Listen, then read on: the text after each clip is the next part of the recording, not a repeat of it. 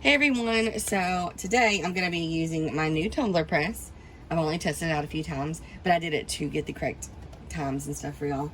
So this is my about third time using this. I'm going to take this today and show you how to use it to press these 20-ounce tumblers. So this is a straight 20-ounce tumbler, so there's no taper to it at all. These are the ones that I prefer.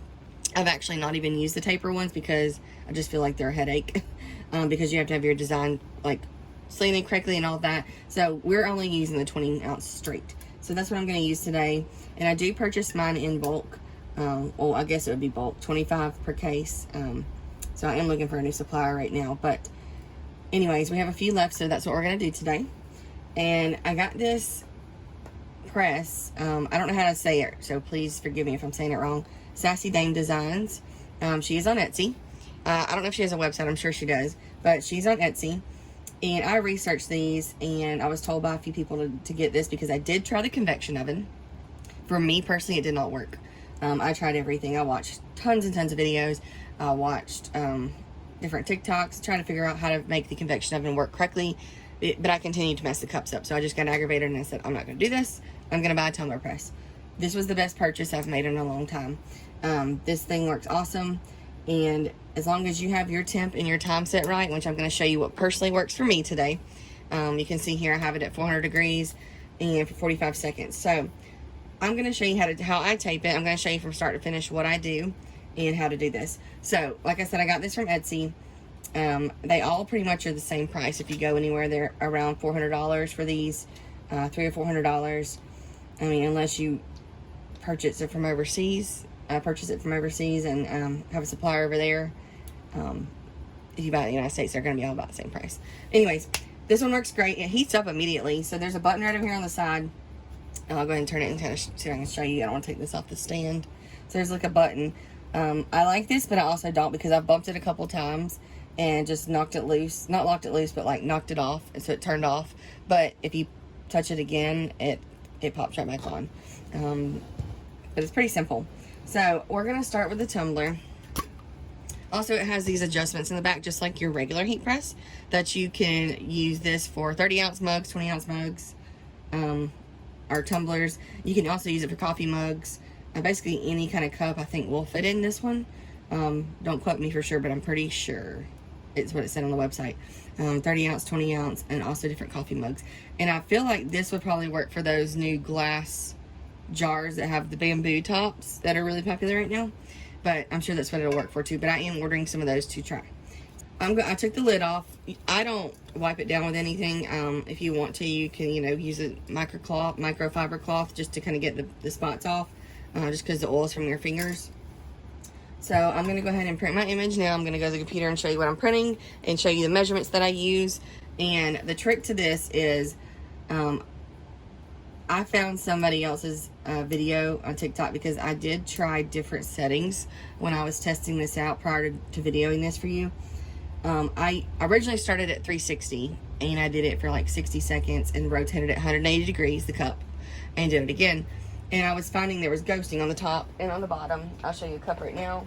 So what I mean by ghosting is this area around here. So all this right here is ghosting. So it wasn't taped good enough here, or the pressure wasn't good enough. So all around the edge here. I'm not happy with that. I'm not going to resell that, especially like right here. So I'm going to show you how to do it without that. So let's go to the computer. I'm going to print out a design and show you from there. We're going to do 400 degrees, 45 seconds. And then we're going to rotate the tumbler 180 degrees and do it for another 45 seconds. And it should come out perfect. So let's go to the computer and we'll print out our design. And I do have my print margin on just to show me where the guideline is so I don't cut my image off. And to do that, if you use Affinity, you can go up here to Document Setup, and right here so it should say Margin. It will probably come up on dimensions that you change it to margins. My specific printer says its margin is 0.114. Excuse me. And you can change the color here to whatever you want. So I've got this cute little bunny rabbit image. I purchased it on Etsy, and for my cups, I suggest you measure the cups because they're all a little off, a little different. What works good for me is 9.3 by 8.2. So that's what I'm going to go ahead and print. And then we're going to go back over to the press and trim up. We're going to trim up the image and get all the white off. So we're only going to have this outline here to put on our cup, and then I'll meet you back at the press.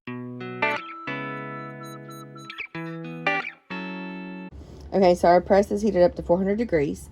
We're going to slide our cup in. I already have my tension turned in the back how I need it. Just, you want it tight on your cup, but not too tight. So I'm going to slide it in with the tape facing up. That way I know which way to turn it, because we're going to rotate it 180 degrees after the first 45 seconds.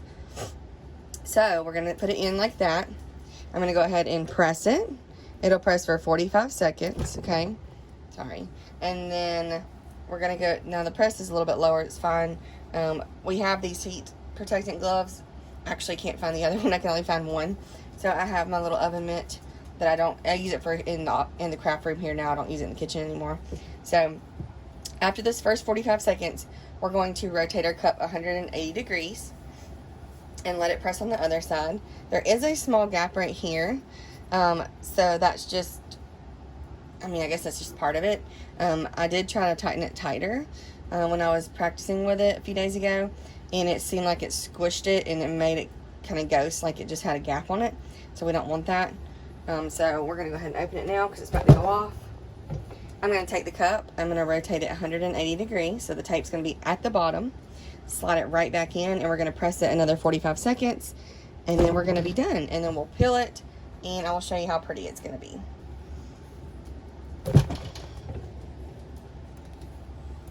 Alright, I'll go ahead and turn my press off and pull my cup out. The cup is nice and hot, so be careful. Please make sure that you have your heat resistant gloves on, because these are super, super hot. I did see someone else on YouTube use cold water. So they had their sink ready with cold water, and they took it immediately to their sink and kind of just dumped the cup in the water, and it will help cool off a lot quicker. And you can like rotate it in the water if you want to do that, or you can just wait for it to cool off, just so you don't burn your hand. So we're gonna let it sit for a few more seconds. I really hope this turns out, because all the ones in my trial run did really good. So I wanted to show y'all a really good cup. Alright, I'm just gonna hold it with this one, and I'm gonna start peeling because I'm impatient. Just be careful, because you know it is hot. We're gonna start peeling this off, and you can wait for it to cool. That's your preference. Just be really careful. I'm just gonna cut this to where I can pull all this off. Alright guys, this is super cute. Okay, so for the most part I did pretty good. I feel like I might have burned it a little bit just because it's kind of dull. I mean, it's vibrant. Yeah, it's vibrant, but I think I may go back down to about 380 and try that and see. But just play with it. It's just up to your press. The other day when I was doing these, I knocked out like 5 or 6, and they were perfect at 400 degrees for 45 seconds. Today I feel like it's a little bit too hot. Maybe 380 would have worked, but it's still really pretty. So with us taping that, it came out really good on the seams. You see that?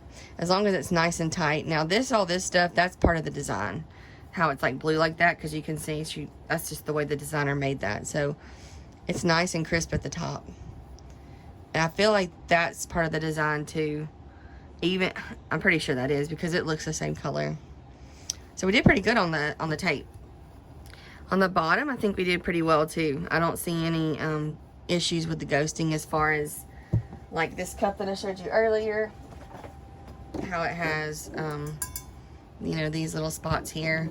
We don't have that issue here. So it's just trial and error. So just play around with it. It just depends on the press that you have, guys. But like I said, I think I'm actually out of cups now. I only had a couple. I'll have a couple left, I think. But I might try it again. But I think I'm going to go down to maybe try 380 for 45 seconds twice, just like I did today. But we did 400 today. So, but I'm satisfied with it. I think it looks cute. It could also just be the image, how it's kind of dull looking. It's not dull looking. I don't know why I keep saying that, but it's not super, super vibrant, if that makes sense. So if you burn your cup, it'll dull out the image. Like, for an example, here's one that I burnt. You can tell how the deer is. It just kind of looks like, I don't know how to describe it. I mean, it just looks kind of faded almost. So you can tell, like, if it starts looking like this, then you burn it. It's too hot. And, you know, it could just be the colors and the design causing that too. But see, I can tell I burnt this cup. Just the way it looks, I don't like the way it looks. Now, someone may come by and say, hey, I like that cup. Can I buy that cup? And that's fine. Everyone's different. You know, my dad told me, you know, just, you know, if you're doing a vendor show and you have cups you've messed up, but, you know, they're still pretty, throw them out there. And just, you know, you like to put, you know, blemished cups, and you may find flaws in your work, but some people may not. So, I mean, if you're doing this to sell at vendor shows, throw it out there. Somebody might buy it. Somebody might love this and think this is the coolest cup they've ever seen. You know, you never know. But as far as this one, I think it turned out great. Like I said, I might go back down to about 380 and try that, but I will stay at the 45 seconds twice. And as far as the seam, I don't think I did pretty bad on the seam, because it's a wood background, so it kind of looks pretty close. I did have a scratch here where I did I see now I scratched it. I don't know if you can see that with that little tool, so just be careful if you're peeling with tools. I do see a small little scratch, but it's pretty cute for the most part. So if you like this video, guys, give me a big thumbs up and go hit that subscribe button. If you want to, hit that bell notification too. It's going to notify you when I upload new videos, and we have a lot of sublimation tutorials coming. I know I say that in every video, but I promise we do. I've been recording some stuff, so I've got some surprises for you. But if you like it, hit subscribe. Thank you for watching. Bye.